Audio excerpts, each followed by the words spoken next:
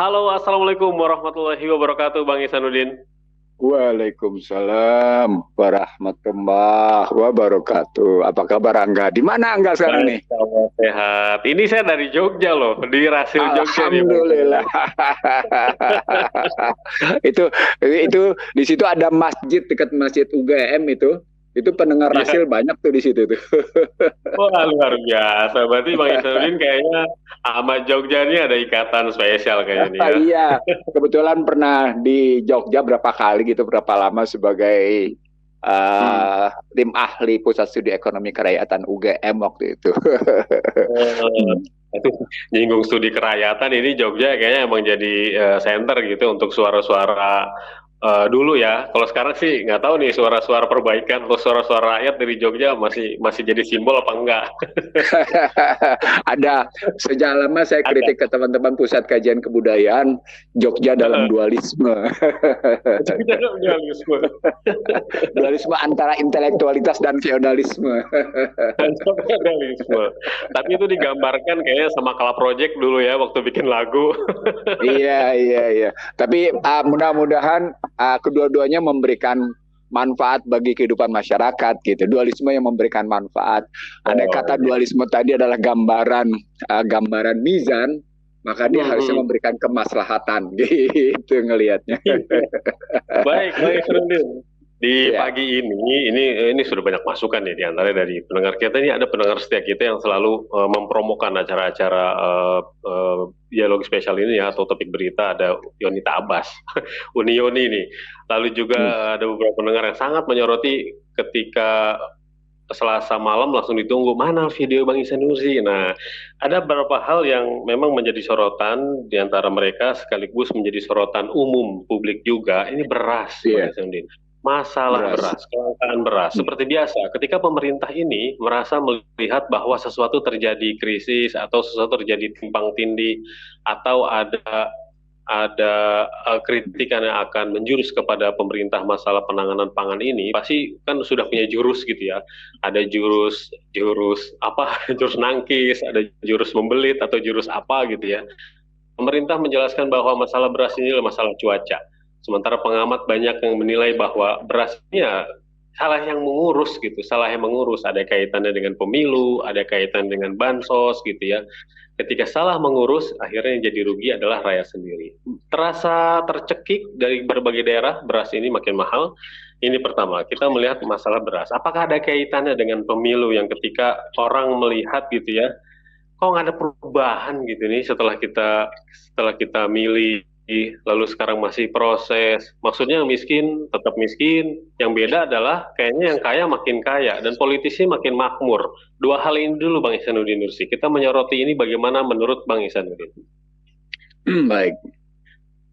Bismillahirrahmanirrahim. Subhanaka la ilma lana illa ma 'allamtana innaka antal alimul hakim. Politik beras di era Orde Baru disebut sebagai politik perut. Hmm.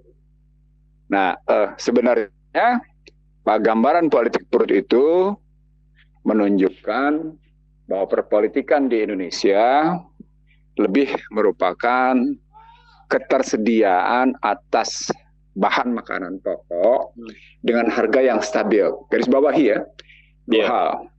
Ketersediaan bahan pokok dengan harga yang stabil. Hal ini diungkapkan juga dalam 7 bahan indoktrinasinya Bung Karno ketika bicara tentang 5 unsur kesejahteraan yang di dalamnya mencakup ketersediaan bahan pokok dengan harga yang stabil. Artinya kalau kita mundur ke belakang, ini masalah ini sudah menjadi pertimbangan besar 64 tahun lalu.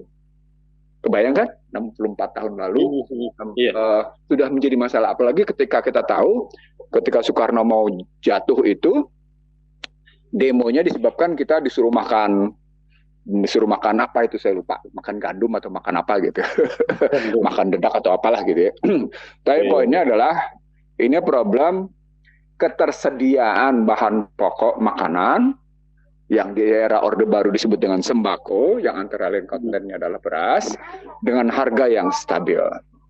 Kalau hari ini masih juga terjadi seperti itu, Maka seperti pernyataan saya ke hadapan Gubernur Bank Indonesia dan Sri Mulyani, Menteri Keuangan, dalam sebuah seminar terbatas di Sespimti, Sekolah Pimpinan Tinggi, belum lama Perwira Tinggi Polri. Mereka bikin seminar, pembicaranya antara lain Luhut Binsar Panjaitan sebagai keynote speaker, lalu pembicara berikutnya adalah Menteri Keuangan Sri Mulyani dan Gubernur Bank Indonesia dengan pembahas saya. Gitu. Saat itu saya menyatakan bahwa terhadap Gubernur Bank Indonesia, problem kita adalah ketika itu Gubernur Bank Indonesia menyatakan ekspor kita adalah ekspor barang-barang mentah. Situasi ketergantungan bahan pokok tetap tinggi. Gitu. Kalau saya bilang kalau itu situasi perekonomiannya dengan model globalisasi berbasis utang, maka sesungguhnya kita adalah ekonomi penjajahan gitu. Ekonomi penjajahan. Dua-duanya terdiam gitu. Dua-duanya terdiam kan karena memang akhirnya karakter perekonomiannya tidak berubah dari karakter perekonomian penjajahan. Saya bilang karakter perekonomian. Jadi karakter perekonomian itu bicara baik sistem, gitu, baik sistem, terus kemudian eksplorasi sumber daya alam, lalu berikutnya sekarang ditambah dengan modal produksi dan distribusi, sekarang ditambah dengan sumber daya buatan bahkan. Sumber daya buatan itu data. Data itu seperti berantakannya hari ini pada KPU misalnya. Data itu berantakan itu seperti misalnya tentang ketidakjelasan angka-angka sebenarnya berapa kita punya stok, berapa kita punya produksi, berapa kita mengukur konsumsi. Jadi sejak lama saya menyebut begini, sepanjang yang namanya pihak asing lebih mengetahui tentang kondisi perberasan di Indonesia, dalam hal ini pihak asing itu bisa Thailand, bisa Vietnam, bisa India, bahkan bisa Cina. Lebih mengetahui tentang itu yang saya sebut konsumsi, produksi dan stok atau persediaan, maka mereka akan lebih banyak menentukan kondisi ketersediaan beras di Indonesia. Ngerti maksud saya ya? Bahkan ini sumber daya buatan ini sumber daya buatan sebagai basis untuk mengambil keputusan apakah negara-negara yang saya sebut tadi akan mengekspor berasnya ke Indonesia atau kemudian menahan untuk tidak mengekspor beras ke Indonesia seperti India disebabkan oleh persoalan El Nino atau segala macam gitu. Itu yang pernah kita bahas juga di Rasil kurang lebih beberapa bulan lalu.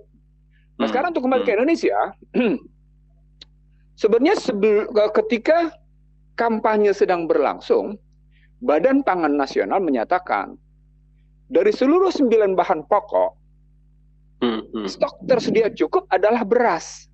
Itu sebelum harga beras naik, gitu. Sebelum kemudian ada persoalan penggunaan bansos di depan istana, sebelum ada itu, gitu.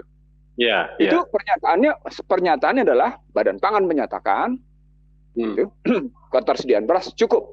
9 bahan pokok, pemerintah tidak punya stok, tidak punya persediaan. Apa poinnya?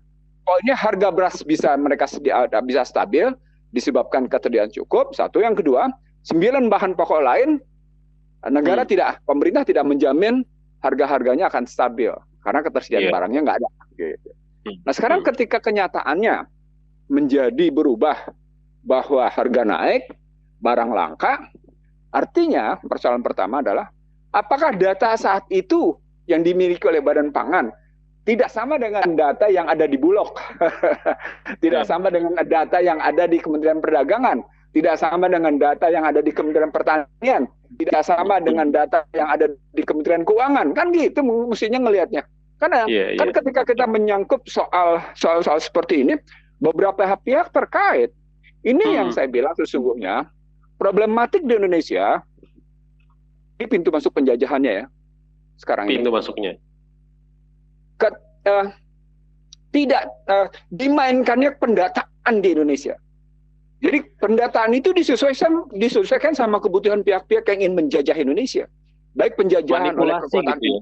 Manipulasi data ya.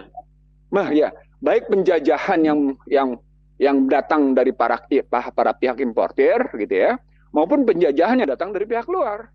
Mereka memainkan data itu. Data-data tidak akurat gitu. Data-data tidak akurat. Ini sebentar lagi juga akan ribut soal gula kalau kayak gininya. Kalau kayak gini caranya. akan ribut lagi soal begitu.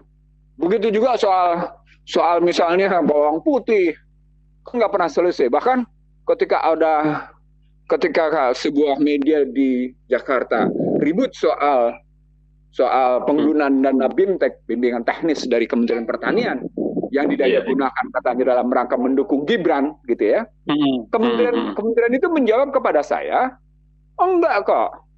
Dana BIMTEK memang kita kurangin, tapi 50% dana BIMTEK itu kita pakai juga untuk pembelian bibit, katanya. Kan lebih penting ketersediaan bibit. Persoalan pokoknya, bibit dari mana, bibit kayak apa, dan kenapa mesti bibit, gitu. Lanjutan.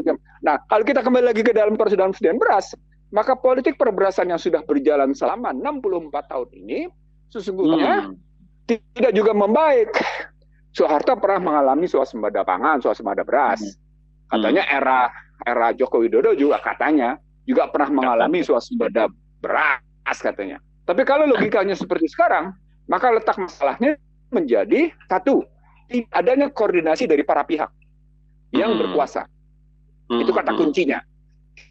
Tidak ada koordinasi. Ini barang mahal nih koordinasi di Indonesia dalam suasana kepemimpinan nasional kayak gini. Barang mahal, barang langka.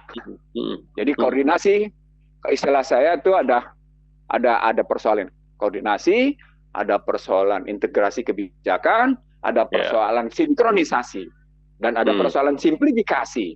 Jadi KIS istilah Soeharto dulu tuh KIS, koordinasi, integrasi, simplifikasi, dan sinkronisasi.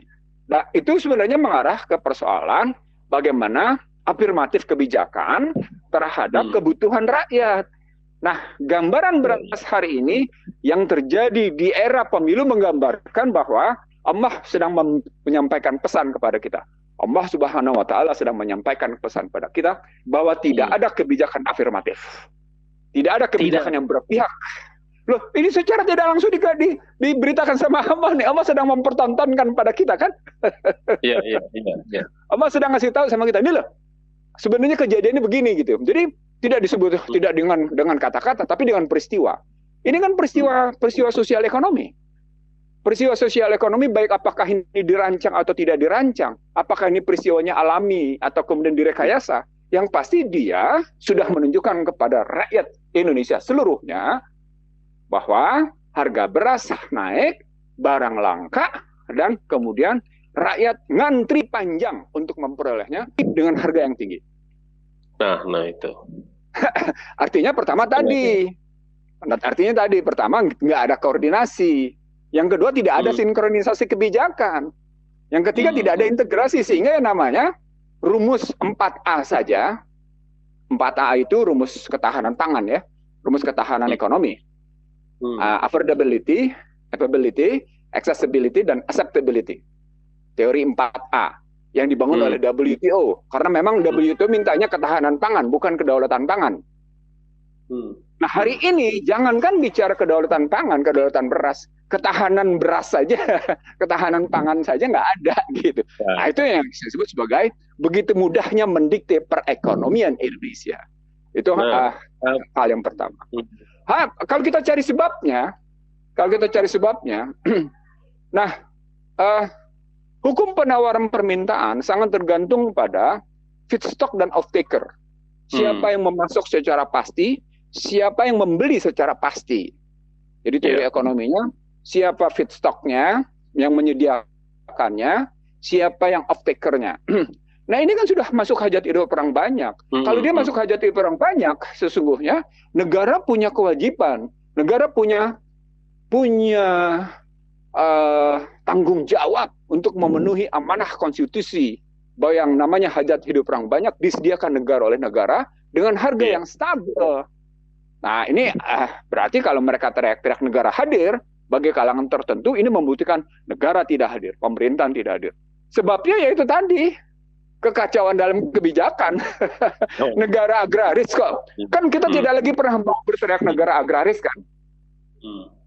Ini kan kita jadi pertanyaan besar lah. Jadi pertanyaan besar Bang Ihsanuddin. Pertanyaan besar rakyat, apakah betul-betul negara tuh nggak bisa? Apakah betul pemerintah tuh nggak bisa dengan langkah-langkah yang tadi Bang Ihsanuddin sebut itu? Masa nggak bisa gitu mengelola seperti itu gitu? Gini, soal yang namanya beras, saya ulang berkali-kali di di berbagai tempat itu punya 4 masalah. Selain tadi ujungnya soal 4A, soal ketahanan pangannya, tapi problematik inputnya adalah 1, soal bibit, soal benih, gitu ya. Nah, 2, soal irigasi, itu penting tuh. Benih, lalu kemudian irigasi. 4, soal pupuk. Pupuk import, benih import, irigasi nggak beres, gitu loh kan. Kan banyak dam yang tidak berfungsi, gitu. Nah, yang keempat ini berkaitan dengan lahan. Di samping alih fungsi lahan yang tinggi menjadi lahan-lahan residensial atau lahan-lahan industrial atau lahan-lahan permukiman, saat yang sama sektor pertanian khususnya perberasan tidak memberi prospek kehidupan yang menjanjikan. Nah, indikatornya apa? Menurunnya serapan lapangan kerja di sektor pertanian dari 49 sampai dengan 51%, tersisa menjadi 29%. Itu karena inflasi di sektor pertanian rendah. Karena disebabkan sesungguhnya itu tadi tidak ada daya beli. Saat yang sama ketersediaan barang impor. Pada saatnya sama terjadi BLT. Ngerti maksudnya? Jadi ada BLT, gitu ya, ada barang import, gitu ya. Ya akibatnya inflasi rendah. Tapi saat yang sama kita mengabaikan satu kondisi bahwa sudah terjadi urbanisasi terpaksa, sudah terjadi migrasi pekerjaan dari sektor pertanian ke wilayah industri manufaktur. Yang industri manufakturnya sendiri sesungguhnya, walaupun kemudian tetap dalam laporan dari Badan Statistik kemarin cukup membaik, berkontribusi cukup, tapi pada hakikatnya ternyata bahkan juga tetap menyerap pengangguran yang tinggi pada SMK dan perguruan tinggi. Apa poinnya? Lapangan kerja yang tersedia, lapangan kerja tidak terampil, dan akibatnya apa? Lapangan kerja murah. Nah, di situ bagi buruh pertanian yang tidak punya pendidikan cukup juga tidak bisa diserap lapangan kerja. Migrasi pekerjaan gagal, urbanisasi terpaksa terjadi, dan karenanya tesis berikutnya menjadi perkotaan menjadi padat. Jadi walaupun sesungguhnya sudah ada IT yang sudah demikian berkembang, maka urbanisasi terpaksa terjadi juga. Maka dalam tesis berikut, penduduk di perkotaan itu akan mencapai sekitar 61 sampai 64%. Analisis begitu. Sementara di pedesaan menjadi 40%. Apa dampaknya? Perpindahan kemiskinan. Dan itu tergelar di situ gitu loh. Jadi kalau kita mau lihat lebih dalam lagi soal bagaimana kegagalan perberasan, dia sebenarnya bercerita tentang banyak sekali. Ini yang disebut dengan politik perberasan. Gitu melihat. Bang Ihsanuddin, kita ingat loh Bang Ihsanuddin beberapa tahun lalu atau apa gitu ya, itu ada sistem yang diperkenalkan waktu itu oleh Gubernur DKI Jakarta, sistem resi gudang. Pembelian gabah dari petani dicontohkan dari Ngawi gitu ya, agar harga tidak jatuh gitu, bahkan sampai surplus beras. Ini kan percontohan, banyak orang yang melihat kalau sistem resi gudang itu gimana gitu ya. Jadi kalau sistem resi gudang, ini kan bermula dari pertama kualitas padinya. Kualitas padinya ini banyak menirnya apa enggak? Kualitasnya kayak apa gitu ya. Dan ini menyangkut soal gabah kering giling namanya. Gabah kering petani, GKP atau gabah kering giling. Nah, kalau kita bilang gabah kering giling, itu menyangkut soal pergudangan.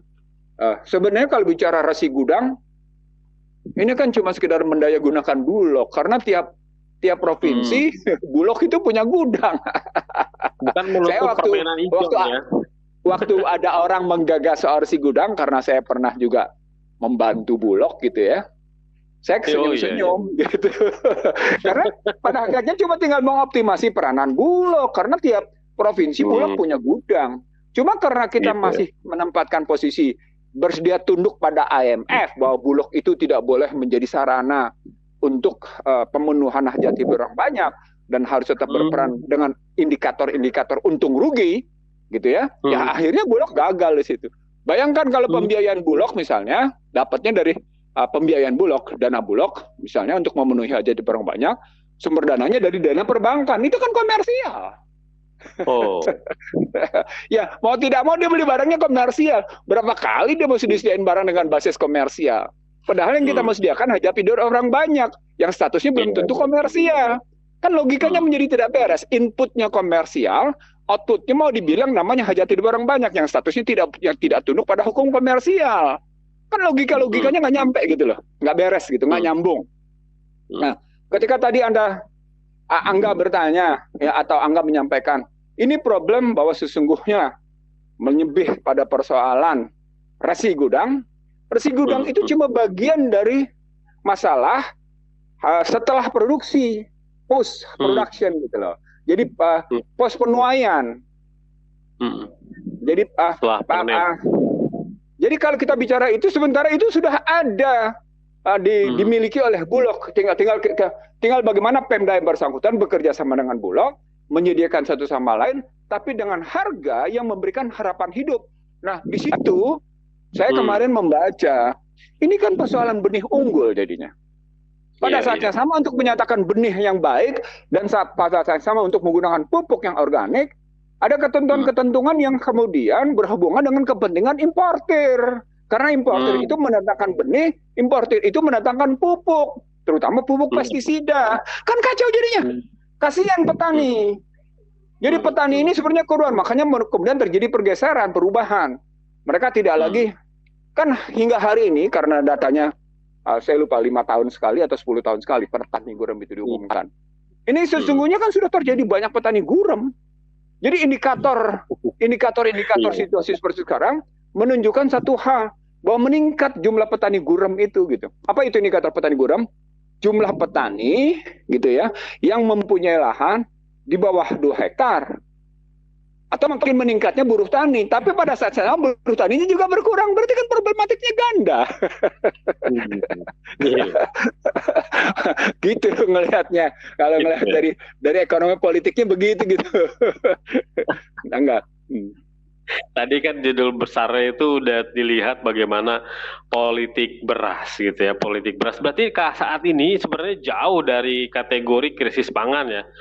Ada indikasi cuma untuk pembenaran aja, pemerintah mungkin akan melakukan langkah-langkah seperti kolonial lah istilahnya gitu ya, kolonial beras lah ini kan. Ujung-ujungnya ke situ kan. Ya, ujung-ujungnya adalah nanti dalam rangka menstabilkan harga beras yang katanya turun itu. Laporan terakhir juga kan harga beras sudah turun. Lebih tinggi kan dari harga biasa. Baik beras premium maupun beras medium. Kalau saya baca gitu ya. Jadi kalau kita baca berita terakhir, harga beras premium sudah turun, tapi tetap tinggi. Harga beras medium sudah turun, tapi tetap tinggi. Nah, artinya ketika pemerintah ingin menyatakan lebih menstabilkan harga beras itu, ya tidak mau persoalan ketersediaan. Dan persoalan ketersediaan itu impor, dan impor butuh waktu. Mencari barangnya, mengapalkannya, bongkar muatnya, mendistribusikannya, gitu. Itu jangan salah nanti, kalau nanti di bulan Ramadan, harga beras tetap tinggi. Apa artinya? Tugas berikutnya bagi pemerintah adalah mengatasi inflasi. Gitu jadi dampaknya. Jadi dampak perekonomiannya ya dalam yang ini selalu saya sebut selalu di dalamnya. Nah, dampaknya adalah bagaimana inflasi disebabkan oleh tekanan biaya, tekanan biaya disebabkan oleh impor. Itu apalagi kemudian akan masuk juga yang namanya Pertalite akan dihapuskan. Waduh, inflasinya seru tuh. Nah, belum lagi listrik ini mau naik. Naik semuanya. Jadi semua hajat hidup orang banyak karena diserahkan komersial. Ini hebatnya ultra neoliberal yang dianggap sebagai sebuah bentuk kesuksesan pemerintahan gitu ya. Kalau dalam podcast saya sebut sebagai inilah kehebatan ultra neoliberal. Segala sesuatu tunduk pada hukum neoliberal, tapi tidak dirasakan sebagai neoliberal. Yang dalam bahasa Krugman, abnormal berulang-ulang menjadi normal, yang sesungguhnya abnormal. Kejahatan yang terus-menerus disuarakan menjadi kebaikan. Menjadi kebaikan. Kebohongan yang terus-menerus disuarakan, digaungkan, dipropagandakan, menjadi sebuah kebenaran. Bang Ihsanuddin, ini Ya. kalau kita kaitkan gitu ya, kalau kita kaitkan dengan perpolitikan, pemilu baru saja gitu kan, lalu juga ini masih ada gonjang-ganjingnya. Bagaimana semua ini terhubung gitu, Bang Ihsanuddin? Ini terhubung oleh satu prinsip apa yang disebut dengan post-truth, berhubung dengan apa yang disebut dengan false truth, berhubung dengan apa yang disebut dengan era disrupsi, berhubung dengan satu kondisi di mana gitu ya, kekuatan korporasi menjadi penentu bagi bergeraknya satu pemerintahan, kekuatan korporasi. Jadi pada tesis tahun di bawah tahun 80 terjadi kajian tentang state versus market, negara versus korporasi, ya, gitu ya. Lalu diberitakan di berbagai setelah kajian itu keluar, ini bukunya bukan buku berbasis politik ya. Kalau Krugman kan, kalau Huntington kan basisnya kelihatannya akademik tapi kan politik gitu. Gitu ya? Maksudnya menjadi dokumen politik karena sebenarnya dia propaganda politik gitu. Kalau ini bukan propaganda politik, ini membangun penyadaran gitu ya tentang state versus market. Ini membangun penyadaran bahwa kekuatan korporasi itu sedemikian luar biasa mendikte pemerintahan. Nah, mereka bermain sesungguhnya dalam rangka sistem politik dan sistem ekonomi. Dan sistem politiknya harus menggunakan modal liberal. Sementara sistem ekonominya menggunakan hukum ekonomi internasional, pasar terbuka, mekanisme pasar bebas. Nah, maka korporasi demikian kuat mendiktenya. Saya menyebutnya sebagai demokrasi korporasi. Okay. Nah, situasi itu berkembang lebih lanjut di era Obama. Obama menyadari bahwa Cina telah mengalahkan perdagangan Amerika sehingga mengalami defisit anggaran 323 miliar yang hingga sekarang dengan Cina pun Amerika tetap mengalami defisit perdagangan. Obama mengeluarkan kebijakan yang disebut dengan Trans-Pacific Partnership untuk kawasan Pasifik, untuk kawasan Atlantik Utara disebut dengan TTIP, gitu ya, Trans Trade Investment Pacific. Nah, ini dikaji lagi oleh kelompok-kelompok kritis di Amerika. Ini gambaran bahwa memperkokoh kekuatan korporasi di tengah sesungguhnya kekuatannya bukan persoalan apa-apa, tapi persaingan antar korporasi di level global sudah demikian tajamnya. Nah, maka keluarlah pernyataan dari Bank Dunia, dibutuhkan etik dalam penyelenggaraan perekonomian global. Saatnya sama, World Economic Forum menyebut bahwa akibat dari pertarungan perekonomian tadi, lahirlah polarisasi sosial. Artinya, makin tinggi gini rasio. Negara-negara yang tidak mampu bertarung dalam global, mengakibatkan terjadi polarisasi sosial atau gini rasio makin tinggi. Itu 2015. Maka diseranglah lagi yang namanya Cina pada 24 Agustus 2015 dengan sebutan Black Monday. Nah, situasi ini kemudian dibaca oleh banyak kalangan sebagai apa yang disebut dengan kalangan kritisnya menyebut sebagai kudeta korporasi. Jadi berkaitan dengan pemilu, yaitu kudeta korporasi kok. Korporasi menentukan maunya kemana. Pernyataan Garibaldi Thohir yang menyatakan sepertiga kekuatan ekonomi mendukung Prabowo Gibran itu membuktikan.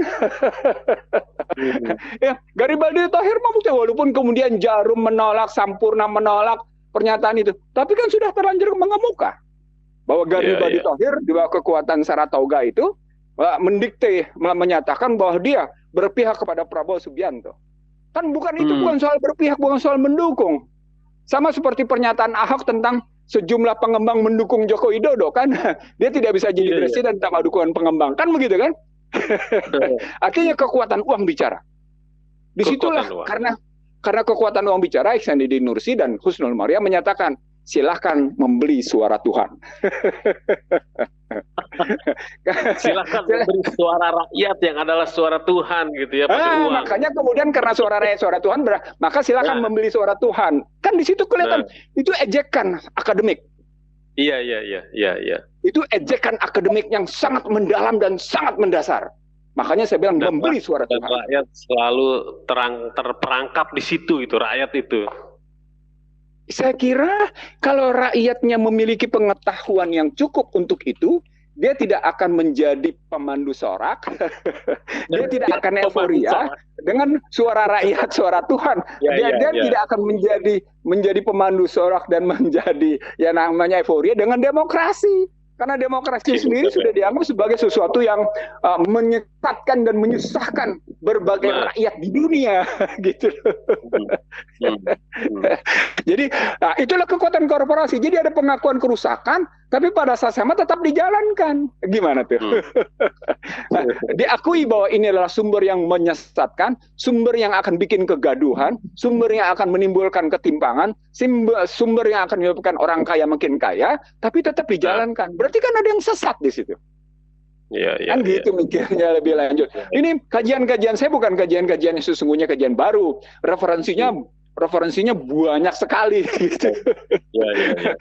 Bahkan saya baru menerima referensi terakhir bahwa konflik-konflik pemilu dimanapun di dunia berujung pada kompromi. Jadi konflik-konflik pemilu dimanapun berbasis demokrasi liberal ujung-ujungnya adalah kompromi. Gitu. Beda dengan yang namanya di Amerika. Mereka tetap berpisah. Republik tetap memisahkan diri dari yang namanya Demokrat. Kasus terakhir tentang government shutdown itu adalah bukti bahwa yang namanya Republik tidak mendukung Demokrat dan mereka membiayai Ukraina atau Palestina, gitu. Karena situasi di dalam negeri yang kacau banget. Hasil election itu bukan tanda berakhirnya pertarungan, gitu ya. Berlanjut. Kalau di Indonesia kan istilahnya hasil election itu tanda berakhir pertarungan, akhirnya ada kompromi. Mereka nggak mau terus berlanjut, idenya nggak mau terus dibenturkan, gitu ya. Nggak juga sebenarnya, enggak. Jadi kalau Anda lihat pemilu sejak 2004 sampai dengan hari ini, begitu dinyatakan pemenang oleh KPU, tidak berarti pertarungan atau pergumulan berakhir. Karena itu pernah muncul, sudahlah hentikan politik gaduh. Itu pernah dinyatakan oleh SBY. Ya. Sebagai presiden. Ya. Hentikan. Orang-orang itu lupa. Orang-orang itu lupa bahwa ketika Anda menerapkan yang namanya demokrasi liberal, kegaduhan tidak pernah akan surut. Ulang. Kegaduhan tidak akan pernah surut. Terbukti di Amerika, kegaduhan terus berlanjut. Terbukti di beberapa negara yang menerapkan sepenuhnya demokrasi liberal. Tidak ada yang namanya peaceful harmony. Tidak ada yang namanya sesungguhnya justice, gitu loh. Tidak ada yang namanya nafsul mutmainah, itu nggak ada itu. Demokrasi liberal judulnya aja udah demokrasi liberal, Bang Ihsanuddin. Iya. Nah, karena itulah tadi ketika Angga memasalahkan politik beras atau memasalahkan pengadaan beras, sesungguhnya harus dilihat dalam perspektif neoliberal. Harus dilihat dalam kacamata. Karena hanya dengan sudut pandang seperti itu kita bisa menguaknya lebih dalam. Jadi gunakan cara mereka untuk membongkar cara mereka. Cara mereka demokrasi liberal. Kondisinya begini, pertanyaan. Gunakan cara itu membedah itu, gitu loh. Jangan perlu pakai menggunakan kekuatan kita untuk membedah gitu. Jadi bahasa adagiumnya Cina adalah gunakan kekuatan lawan untuk menghadapi lawan. Gitu. Gunakan ilmu lawan untuk menghadapi lawan, gitu. Setuju siapa? Sun Tzu. Iya, gitu bacanya. Nah, balik lagi sekarang.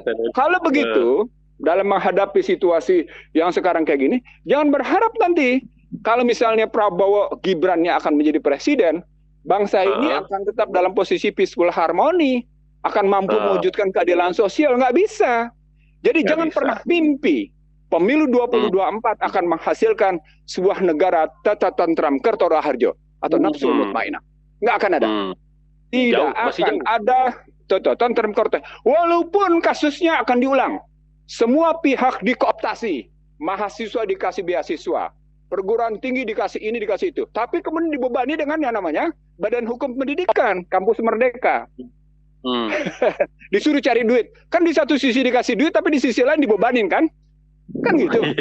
Itu ultra neoliberal itu. Itu ultra neoliberal. Ultra neoliberalnya mendalam sekali itu. Kampus sebenarnya menjerat sekali. Makanya kemudian pinjol di mana-mana. Bahkan kampus menganjurkan pinjol. Itu membuktikan betapa pemerintah tidak lagi bertanggung jawab soal pendidikan di dunia pendidikan tinggi.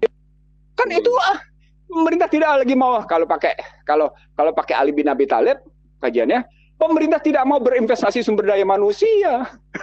Kacau nggak? Ketika pemerintah tidak mau berinvestasi pada sumber daya manusia, kacau. Walaupun Prabowo Subianto menyatakan dalam kampanye terakhirnya, kampanye kelimanya, saya ingin menyekolahkan, saya ingin memberikan beasiswa. Tapi kenapa mereka tidak urusi sistem pendidikan dulu di Indonesia? Jangan bicara soal pembiayaannya lebih dahulu. Bicarakan dulu soal sistem pendidikannya. Maka Ganjar dari partai penguasa itu berkata, hentikan liberalisasi pendidikan. Jadi problem kita secara menyeluruh adalah, dalam bahasa saya, sejak yang namanya KMB, problem utama besarnya adalah pendidikan. Dan itu makin dipertegas ketika yang namanya datangnya para profesor dari Amerika untuk mendiktekan kurikulum di Indonesia pada tahun 56. Maka pendidikan Indonesia dijajah habis-habisan. Dan itu makin terbukti ketika kurikulum kita totally berkiblat ke barat.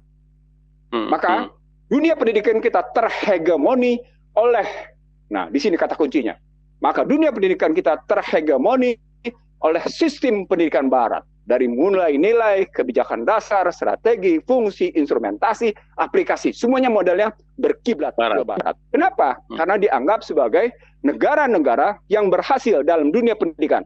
Padahal kalau kembali ke dalam model pembelajaran Islam, Masya Allah, luar biasa. Di sini lagi-lagi kita sesungguhnya meninggalkan kata pembukaan Undang-Undang Dasar 45. Apa itu? Mencerdaskan kehidupan bangsa.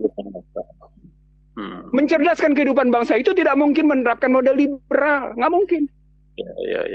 Nggak mungkin. Ada wilayah liberal, ada wilayah tidak liberal, ada wilayah kuasi liberal gitu kalau kita mau bagi. Ada di wilayah di mana kajiannya tidak bisa indoktrinasi. Nggak bisa. Ada wilayah memang akhirnya isinya adalah indoktrinasi. Ada wilayah sebagian isinya merupakan kajian. Jadi balik lagi soal perberasan, itu disebabkan oleh tidak ada pemberdayaan pada petani. Tidak ada pendidikan pada petani. Di zaman Orde Baru, gitu ya. Di era Orde Baru, yang kemudian menghasilkan yang namanya swasembada beras itu, ada yang namanya penyuluhan. Ada namanya petugas lapangan penyuluhan, gitu ya. Petugas lapangan penyuluhan. Penyuluhan pertanian di mana-mana. Lalu disediakan pupuk cukup, disediakan bibit benih cukup, lalu diberikan irigasi cukup, lalu diberikan namanya tata ruang yang tidak boleh sembarangan. Nah, di sini lagi-lagi saya di sini ribut lagi soal, karena ini pernah menjadi pengalaman pribadi saya dan sangat mendalam. Di periode transisi, saya ribut soal tata ruang dengan berapa menteri? 1, 2, 3. 3 menteri. Saya ribut dengan 3 menteri. Saya bilang nggak bisa tata ruang begini. Maka salah satu menteri, Menko-nya, menurunkan timnya dari yang timnya itu ketua timnya datang dari universitas, dari institut bergengsi di Bandung. Saya bilang nggak bisa model tata ruang ini begini. Tata ruang itu hajat hidup orang banyak. Tata ruang itu adalah public services. Tidak mungkin tata ruang itu kita serahkan pada kekuatan komersial. Tidak mungkin yang namanya orang Jakarta mengetahui secara persis misalnya bagaimana tata ruang di Godean, bagaimana tata ruang di Sleman, misalnya tata ruang di Kulon Progo, nggak mungkin. Bagaimana tata ruang misalnya di Klaten atau di salah satu kecamatan Klaten, nggak mungkin tahu. Lalu bagaimana caranya? Jangan sepenuhnya top down, jangan nyamannya pusat cawe-cawe untuk kepentingannya sampai menentukan sedemikian rupa. Faktanya, akhirnya alih fungsi lahan karena kepentingan pusat itu luar biasa. Alih fungsi lahan hutan menjadi perkebunan, alih fungsi lahan ini menjadi begini gitu loh. Itu kan kejadian. Salah satu contohnya adalah betapa banyak tanah-tanah PTP yang kemudian menjadi residen, yang menjadi industri, menjadi perdagangan. Itu karena alih fungsi lahan. Gitu ngelihatnya. Nah, lagi-lagi ini problem bahwa sesungguhnya kalau kita ingin memperbaiki, saya menggunakan tesis pasal 33 ayat 1, 2, dan 3. Bagaimana negara menyusun perekonomian bagi kepentingan hajat hidup orang banyak.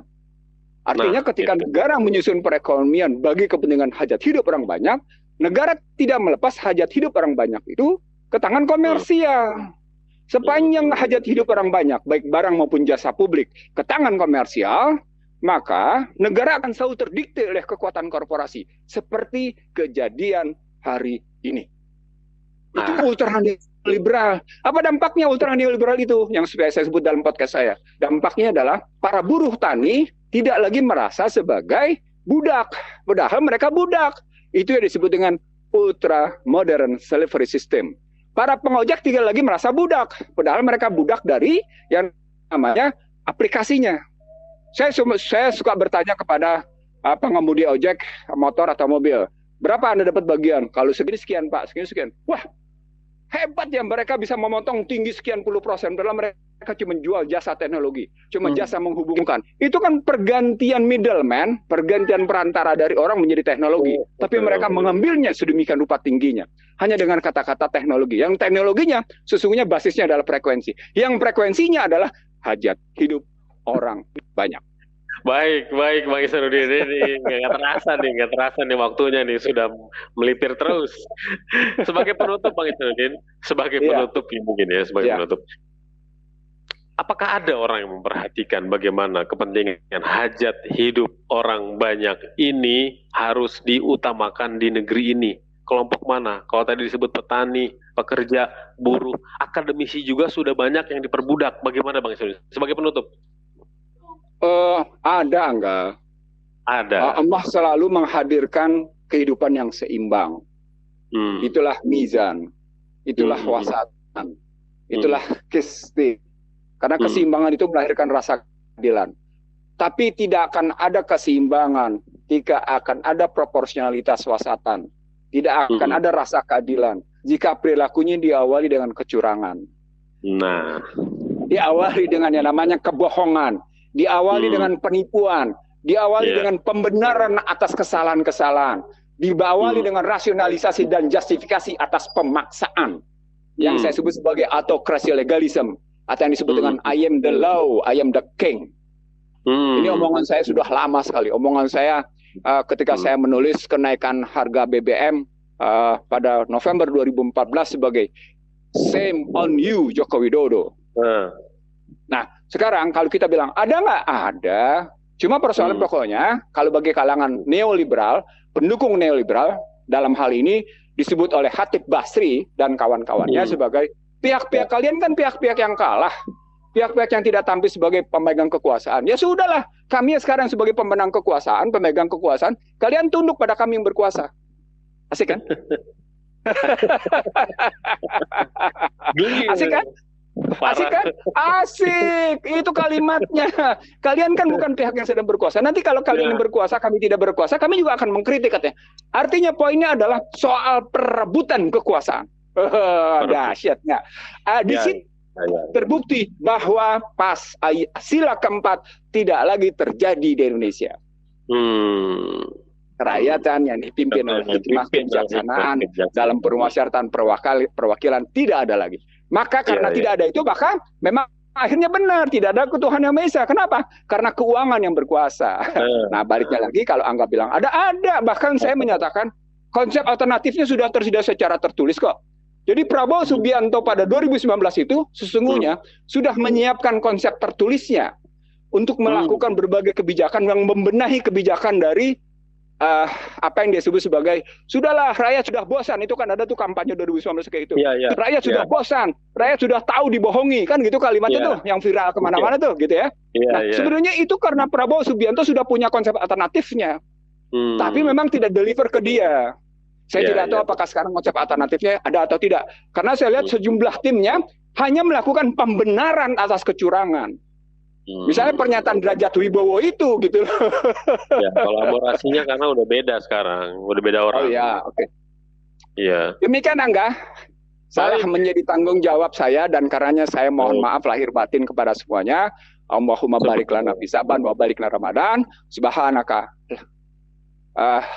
Subhanaka Allahumma wa bihamdika asyhadu an la ilaha illa anta wa astaghfiruka wa atubu ilaik.